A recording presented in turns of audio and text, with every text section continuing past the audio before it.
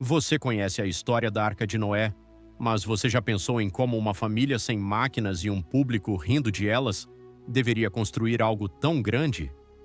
Deus deu a Noé instruções de construção muito claras. A arca tinha que ser de 137 metros longos, 23 metros de espaço, com 3 níveis completos dentro.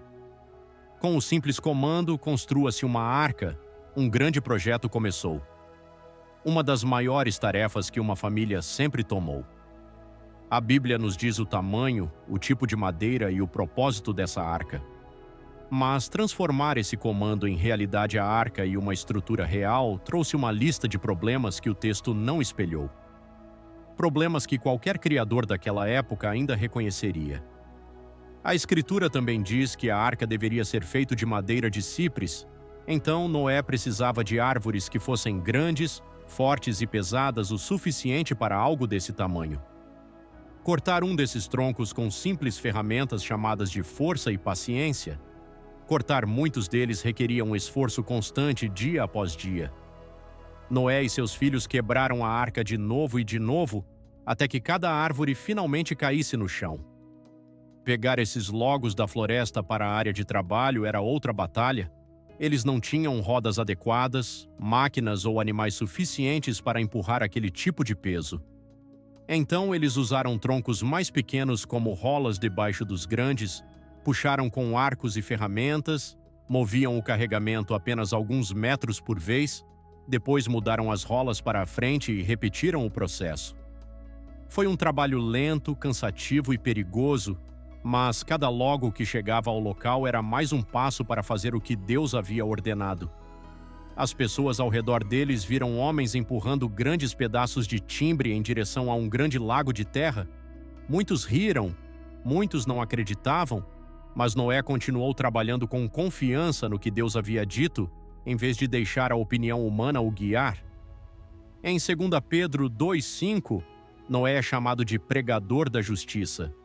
Então, enquanto as pessoas se divertiam com o trabalho, ele também as avisava com suas palavras sobre o que estava vindo. Então, cada batida do arco e cada aviso que ele dava eram parte do mesmo mensagem, uma chamada visível e audível para voltar antes que as águas chegassem. E mesmo com tudo isso, havia outra pergunta.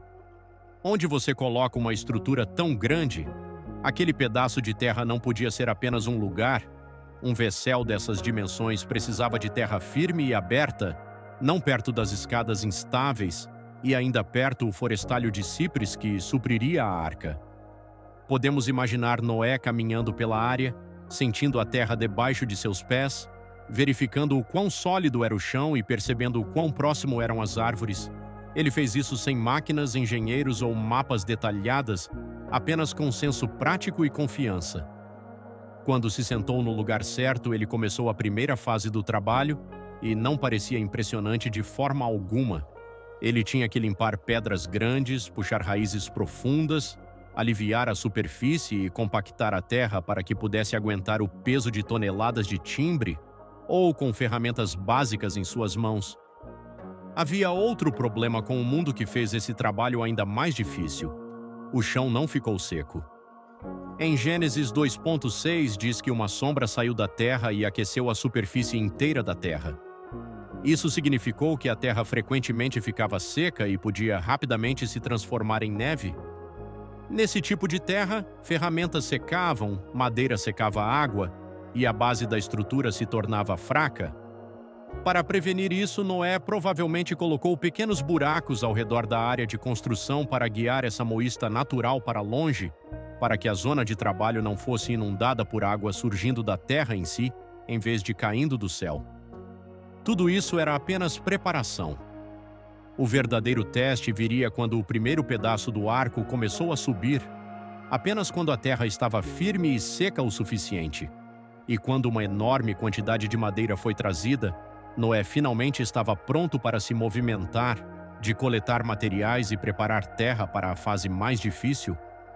Agora ele tinha que levantar um enorme corpo de madeira que estaria sólido quando a maior tempestade da história humana chegou. Para manter esse enorme arco firme e reto, Noé primeiro tinha que construir o principal apoio no fundo, o backbone do todo o navio. Um navio que precisava de uma linha central de madeira forte o suficiente para carregar o peso do arco, todos os 3 níveis, e tudo o que seria carregado dentro. Nenhuma árvore poderia alcançar o máximo de 137 metros. Então ele tinha que alinhar várias ondas massivas, unindo uma caixa para a próxima, até formar uma base direta contínua. Esse tipo de trabalho levou habilidade e tempo. Os finales dessas ondas foram formados e fechados com madeira de madeira já conhecida em construção muito inicial, e pedras de madeira foram empurradas para manter as unhas de fora quando a tempestade chegou.